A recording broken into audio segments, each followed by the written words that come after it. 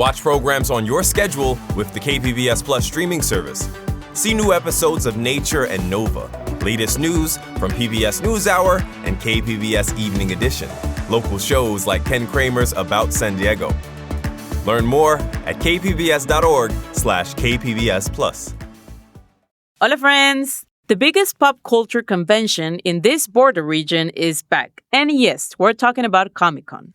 A few years ago, Port of Entry sound designer Adrian Villalobos Hola. and I headed to the San Diego Convention Center to meet some Comic-Con fans from Tijuana who cross the border every year to be part of this event. It was so much fun, dude. They shared their best tips for navigating Comic-Con, their favorite memories, and why they keep coming back. Because for many fans, Comic-Con isn't just a convention. It's a yearly tradition that brings people across the border.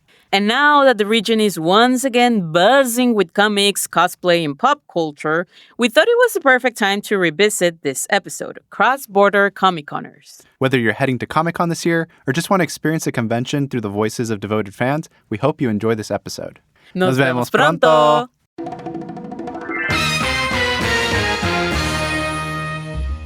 Every summer, one 4-day weekend transforms the heart of downtown San Diego into the mecca for pop culture and pop culture devotees.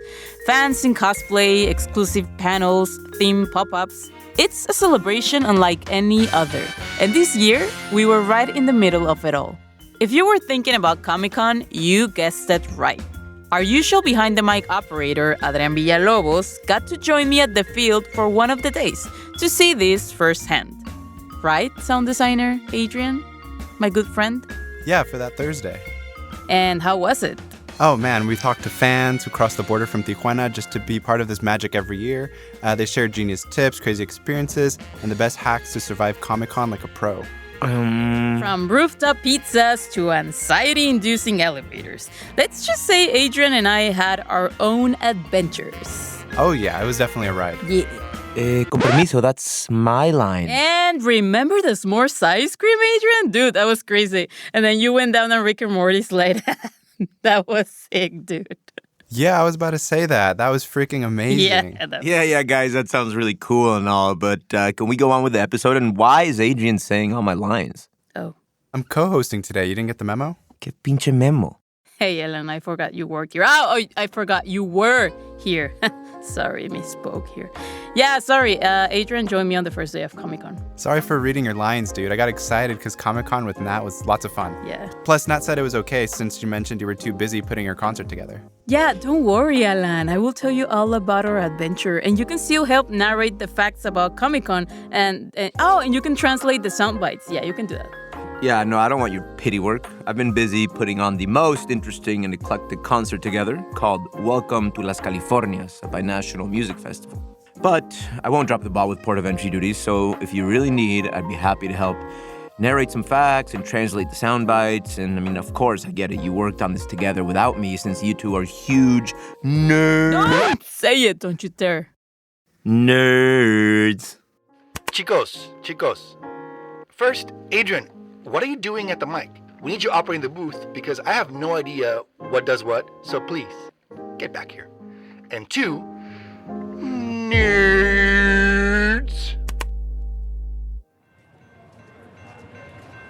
The streets of downtown San Diego come alive every year with passionate fans gathering to celebrate the magic of pop culture on a very particular and unforgettable weekend. If you dare to drive or walk through San Diego's Gaslamp District during that weekend, you can sense the excitement and anticipation of thousands of people, all eager to experience this global phenomenon to the fullest. But first, some history.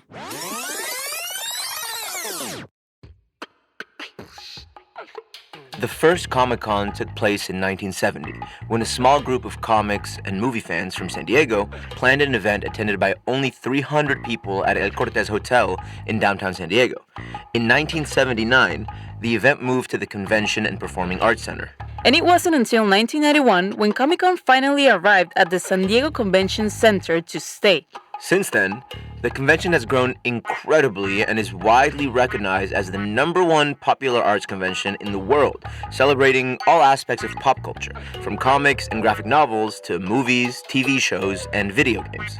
And it's been hosting over 130,000 people in recent years, according to the official website. Comic-Con is definitely the most anticipated event of the year for many San Diegans. But also for a lot of Tijuanenses.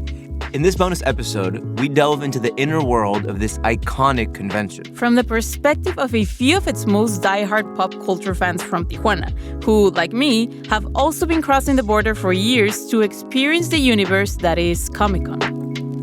From KPBS, this is Port of Entry, where we tell cross-border stories that connect us. I'm Alan Lilienthal. And I'm Natalie Gonzalez. And this is a bonus episode.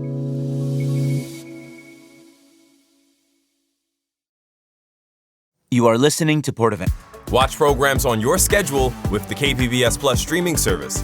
See new episodes of Nature and Nova, latest news from PBS NewsHour and KPBS Evening Edition, local shows like Ken Kramer's About San Diego. Learn more at kpbs.org/KPBS Plus. Full confession, not happy to admit it, but I've never actually been inside to Comic-Con. I've been to some of the parties outside. What do you mean? I'm sorry. I don't know. Usually I'm like, I don't know, that for some reason I'm always out of town or... What do you mean? You've been living in San Diego your whole life. And I believe in Santa Claus. I don't know. Well, let me tell you all about it. My precious. The first time I went to Comic-Con was in 2008, and it wasn't what it is today. Back then, you could get tickets a day before, and now it is a real challenge to even get them a year in advance. Oh, dang. Tanta así? Yeah, I remember going with my cousin on a Sunday, I think, and we got the tickets the Friday before. Nowadays, I can hardly get into the convention because of how popular the event has become. I actually skipped a couple of years until 2012, when I made it an every year thing. Wow. Every single year. So it's a 4-day thing, you said, right? Yes. Well, now it is. The first Comic-Con was held in March 1970 as a one-day event called San Diego's Golden State Comic, Minicon. So did you stay in San Diego during that time? It sounds kind of exhausting to commute back and forth from San Diego to Tijuana every single day and then return the next day really early, especially if you're spending the entire day walking around the convention center. Nah, I wish I stayed in San Diego. By the way, KPBS hooked me up for next year. Anyways, yeah, it is exhausting, but no, I would take the trolley back to TJ for all 4 days and then be at the port of entry by 5:30 a.m. the next day. And you're obviously not the only Tijuanense doing that every year, I assume. Exactly, and that's what I love about Comic-Con. It's not just a San Diego event, but a cross-border experience that many in Tijuana have made it part of their yearly ritual, and some of which I got to talk to. Dang, that's really what I want Welcome to Las Californias to become. A yearly ritual for cross-border people where they don't consider it a Tijuana or a San Diego event, but really a cross-border experience. Yeah, that sounds so cool. Are you done with your Welcome to Las Californias TED Talk? No, everybody come to the festival. I'll see you there. All right, I'm done. Great. Let's move on. I remember that every year I would notice more and more people from Tijuana who would cross at the crack of dawn and board the trolley specifically to make it to the San Diego Convention Center. How did you know they were going to Comic-Con? Did your nerd radar go off? Did you feel that nerd energy connecting you to... No, their Comic-Con book-like attire was a giveaway, obviously. That and the Comic-Con pass hanging from their neck. Pues así sí. So I thought it would be cool this year to take my recording gear to the San Isidro port of entry and chat with some Comic-Con folks who were waiting in line. That sounds cool. What do they say to you? Let me tell you all about it. My precious. La neta es muy pesado. Realmente creo que ya para el domingo me termino devastado, muy cansado, no tanto por Comic-Con, sí es un gran factor, pero más que nada por las cruzadas. Sí. This is Dionisio Saldaña. He is a Tijuana-based volunteer that's been helping at Comic-Con for over 10 years. He was wearing a red Daredevil shirt and a Hall H exclusive Marvels hat from the Multiverse Saga. What in the world is Hall H, and why did he get an exclusive hat? I'll tell you all about it later. My precious. All right, we're done with the Gollum. Okay, yeah, that was too much. I'm sorry. Anyway, Dionisio says the most exhausting part is not the walking around in the convention itself, but getting up early to cross the border to get to the convention and getting back to Tijuana. Levantarnos a las 5 de la mañana para estar a lo más tardar a las 6 de la mañana en la fila para hacer un promedio de hora y media en el cruce. Dependiendo del día puede variar. Hay veces que cruzas en 20 minutos, hay veces que cruzas hasta hora y media. That is Miguel Echeverria. He was carrying a backpack decorated with limited edition pins from cartoons and TV shows. Miguel recommends waking up at 5 a.m. during Comic-Con day so you can be in line to cross into the U.S. by 6 a.m. He says it typically takes about an hour to an hour and a half to get through.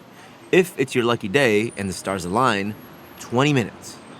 I also met Jeanette Gomez. She is a cosplayer.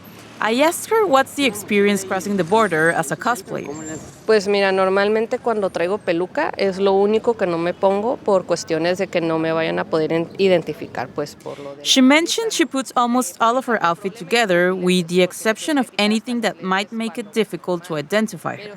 This way, she says, she avoids any issues with the Customs and Border Patrol officers for covering her face. Once on the other side and on the trolley, she finishes her costume. Makeup, wig, and colored contact lenses. The trolley becomes her touch-up room, and she's ready to go as soon as she arrives at the convention center. After talking to these folks, I crossed the border and boarded the trolley to Palomar Station, where our sound guy Adrian would pick me up. I think you can... Creo que te puedes meter aquí al parking lot y I can find you. Yep, I'm here in the parking lot. I'm walking. Oh, cool. Wait, what's your car? I don't think I've ever seen your car. It's a black Honda with like tinted windows. I think... Oh, there you are. Perfect. Wow, that worked out. Cool. Adrian, are you ready for the adventure? Yeah, let's do it. Woo! Hey. Sure. Thanks. I had to dress up a little bit. Our next mission was to find parking not so far from the convention center. You see, parking near the convention center during Comic-Con is either impossible or extremely expensive. Natalie, I don't know about you, but I'm definitely not going to pay $30 to $60 for parking.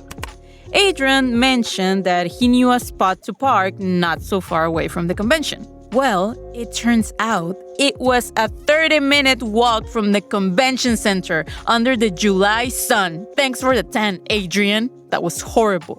It wasn't that bad. You're exaggerating. We're pretty fast walkers. Actually, it was like 15 minutes. I'm just exaggerating. Anyways, we wanted to take a look around the convention center during the first day, which is Thursday. And I also wanted to meet Erika Garcia, a film producer from Tijuana whose unique take on Comic-Con illustrates why it can be a meaningful experience for people south of the border. Pero lo que es sábado y domingo, sí o sí voy a estar ahí. Mis amigos van a estar ahí toda la semana desde el miércoles.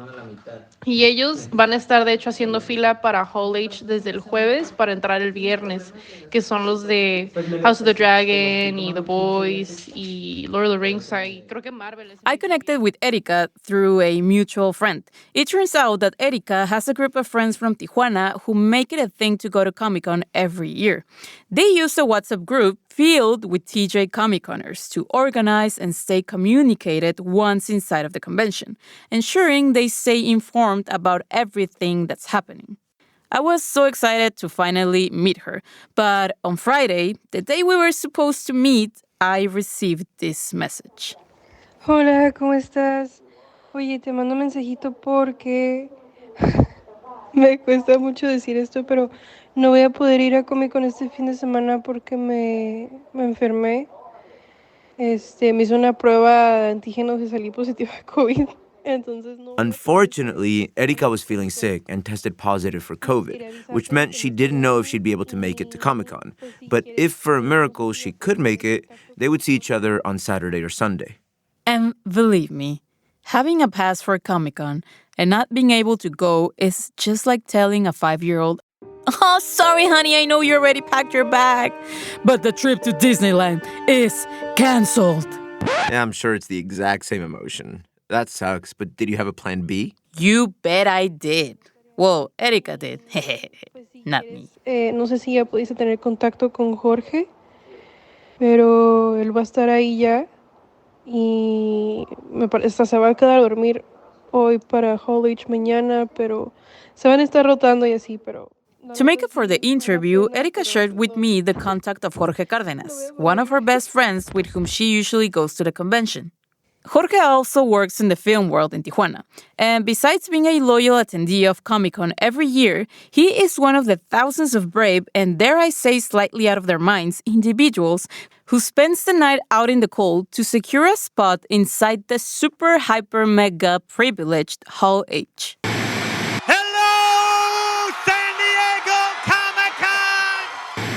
Christopher Kit Harrington. I am Loki of Asgard. All right, now I really need to know, what the heck is Hall H? Okay, Alan. Imagine thousands of fans spending hours and even sleeping outside the convention center without properly bathing and eating. Okay. Humans who are willing to endure breathing in a mix of different odors, from pretzels and nachos to nasty body odor. All for a chance to be one of the first humans to get a sneak peek of all the upcoming releases that franchises like Marvel have. That is what happens in Hall H. That sounds fun. I mean, horrible. But I do salute the commitment. I mean, for someone who's not a die-hard fan of pop culture or body odor, I imagine it must be a special and unique experience for everyone who mentally prepares each year to get inside that room. I would maybe do it for a chance to see the Beatles. Anyways, while some might see it as something so trivial, for die-hard fans, the Comic-Con experience wouldn't be complete without Hall H. It actually sounds pretty cool if you're with good friends. Like, it's like going camping, but at the end of it, you get to see some cool shit that no one has seen before. Among those looking for a Hall H pass was Jorge and his friends from Tijuana. Just like previous years, they were committed to get in. ¿Qué onda, Natalie? No te preocupes, todavía aquí andamos en el Comic-Con. Mañana abren la puerta para nosotros a las 9 de la mañana.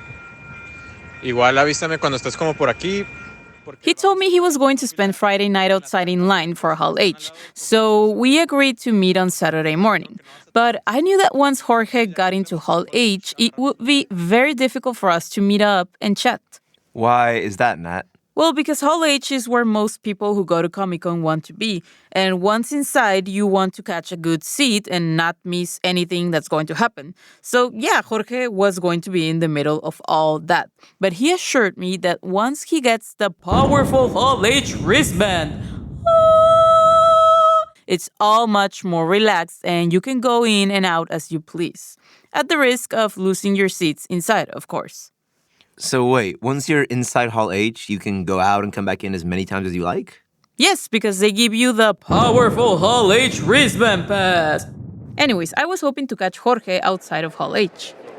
And right now I'm getting a little anxious because it's super crowded.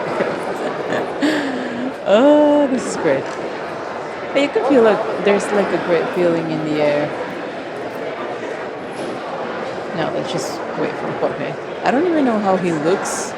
This is the first time I met him. But once again, the universe was not conspiring in my favor. Despite our attempts to meet, the panel schedules and my tight agenda didn't help. Like with Erika, I couldn't meet Jorge that day. Lol. Is this a story of you just wandering around the convention center failing to interview your subjects? Why didn't you just interview him while he was in line? Ugh. Of course I thought about that, Alan, but it's not that easy. There are a bunch of fancy guidelines to get inside Hall H, and Adrian made things slow. Long story short, that was not possible. Wait, I wasn't even with you that day. Long story short, I said, that was not possible. I reached a moment of despair and decided to return on Sunday to see if I could finally get more material for this episode. And Sunday was my day. A Comic-Con miracle. Yes! Praise the Lord. What was the miracle? Pues yo tengo mis abuelos. Erika came through. Divine intervention. Turns out Erika was feeling a bit better, so she tested for COVID again and came out negative. So she made it to the last day of the convention. Creo que para mí lo más como chido, divertido de Comic-Con, a pesar de que estás sobreestimulado todo el tiempo y hay muchas cosas que te gustan porque es como no hay manera de poner atención a una sola cosa enorme. She mentions that although there are countless distractions all around, making it challenging to concentrate on just one thing, the overall energy is very pleasant. Es como esta conexión que haces con las personas, como conocer y convivir. A lo mejor no lo vuelves a ver en tu vida, pero... We walked around for a bit around the convention center as she shared how cool it is to share the space with like-minded people, fellow geeks, she says. Those connections, according to Erika, are the most enjoyable aspect of Comic-Con, what she looks forward to every year, the new friendships. Pero siento que como que la energía que rodea el evento es muy chida, es muy amena, porque toda la gente es igual de geek que tú, es igual de, no sé, aquí no hay raritos, los raritos son los que no vienen. We eventually found a corner on the second floor and sat down, where she mentions something funny about Comic-Con enthusiasts. It's true that they are seen as geeks or weirdos, she says, but for her, the true weirdos are the people who don't make it to the convention. Did Erika have any advice for Comic-Con? Yes, divide and conquer. Entonces, como básicamente funciona para nosotros, yo podría decir que es si alguien alguien está cerca de tal área, me avisa si puede hacer fila o que no sé qué. Es como, básicamente es como el notice board. Como, están haciendo esto. The divide and conquer approach involves splitting up to cover more ground and staying connected to share updates on what's going on where each of them is at. Y vamos a ir por este lugar a comer, ok, yo le caigo. Entonces, como que es muy de, yo estoy aquí, yo estoy acá, dividir y conquistar. O sea, siento que Comic-Con con tus compas es dividir y conquistar. Porque es tan grande que no puedes recorrerlo solo. Entonces, por ejemplo... Okay, so let me see if I get this right. Let's say Erika is standing in line for a panel, and suddenly, I don't know, Pedro Pascal appears out of nowhere and starts giving away autographed T-shirts. Mm-hmm. Yep. So she alerts the group so her friends, if they're nearby, can come to the spot to get their shirt autographed by Pedro? Yeah, pretty much. Okay, cool. And her hack for Hall H? Well... Entonces, por ejemplo, con Hall H lo que hacen es de que uno se forma y ya, guarda el spot. Entonces, para cuando llega... She says that to secure a spot in the privileged Hall H, each of her friends takes turns in line while others are exploring the convention. When the time comes where the wristbands will be handed out, they alert the group through text so that everyone comes back in line to get one. Que loco. And the people behind them in line don't get mad that suddenly a bunch of 10 people just joined the line? No, because they started the line as a group and people already know that group were in line and everyone does that. Like they just keep alternating and going. Got it. It's a whole culture. What I don't understand is if you already have a wristband, why do some people stay overnight? It's because securing your all-powerful Hall H wristband is the first part of the whole ordeal. If you want to get seats right in the front, then you have to consider spending the night in line. So there's a line for the passes and a line for the seats. No manches. Do most of these people get to see anything if they're waiting to get seats? Claro, güey. That's why they do it overnight. Oh, okay. And remember how I said Sunday was my day? Sí, a ver, let's see.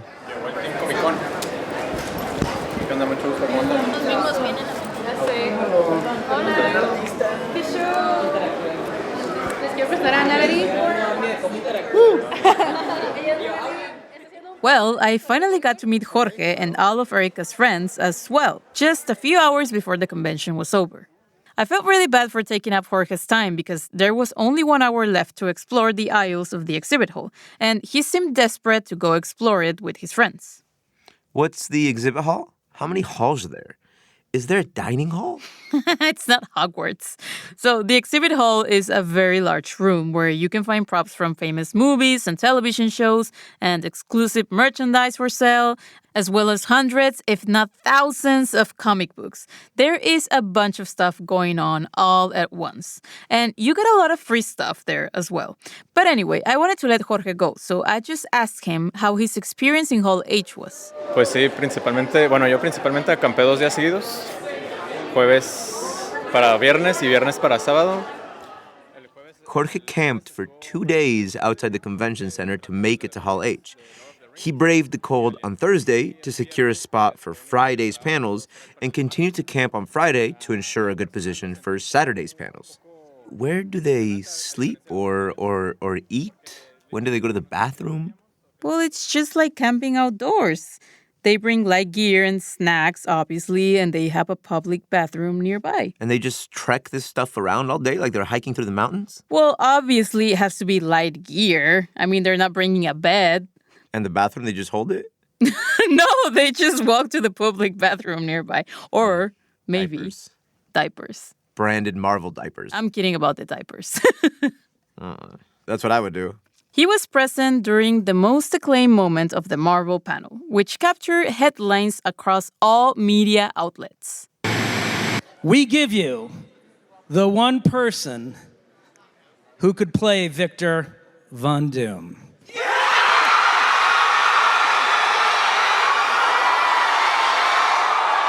New mask. Same task. The moment they announced that Robert Downey Jr. was going to play Doctor Doom.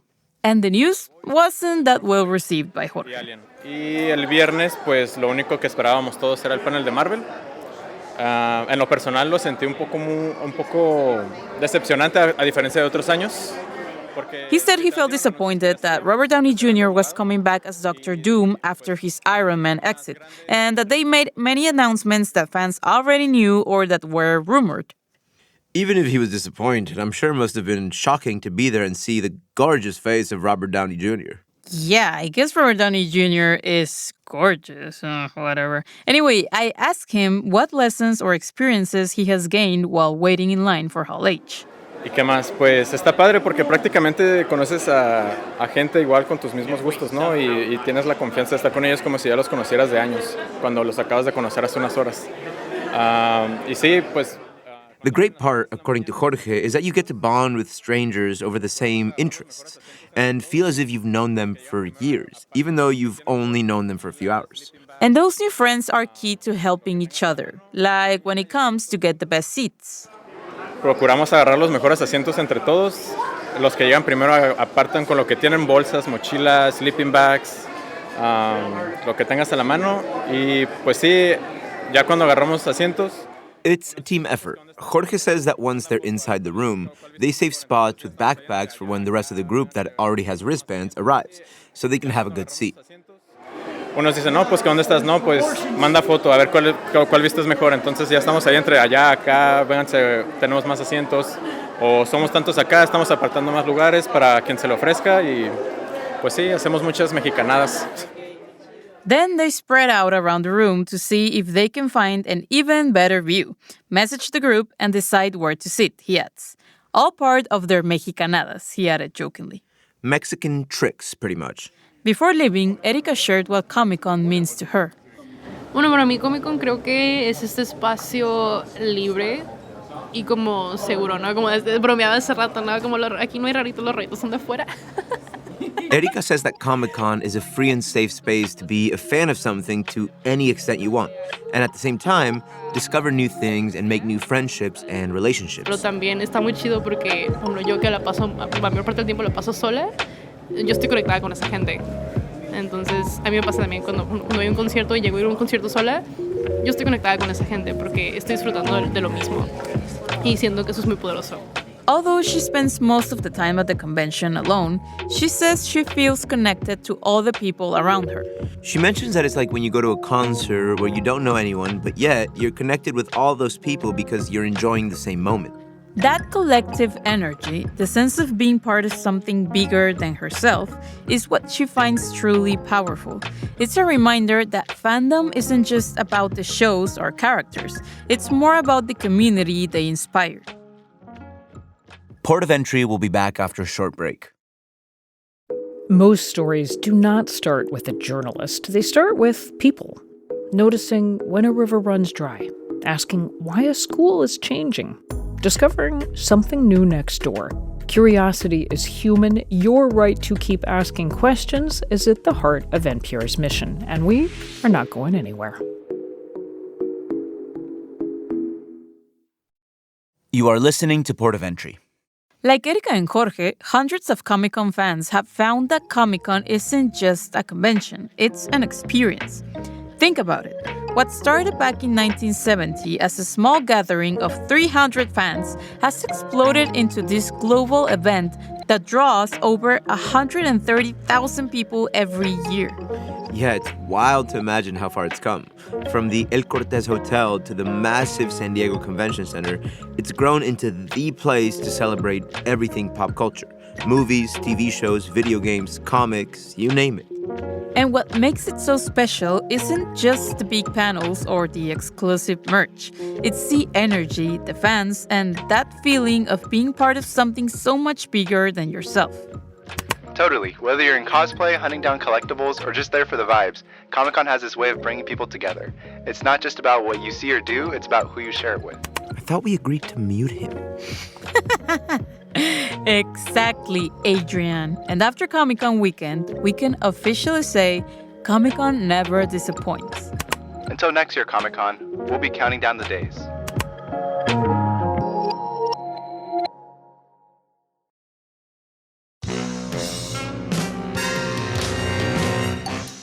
This episode of Port of Entry was written and produced by Natalie Gonzalez. Adrian Villalobos is technical producer, sound designer. This episode was edited by Melissa Sandoval Restrepo and Julio Cesar Ortiz Franco. Lisa Morissette is director of audio programming and operations. This program is made possible in part by the Corporation for Public Broadcasting, a private corporation funded by the American people. This project was also made possible with support from California Humanities, a nonprofit partner of the National Endowment for the Humanities. Visit calhum.org. I'm Alan Lilienthal. And I'm Natalie Gonzalez. Nos vemos pronto.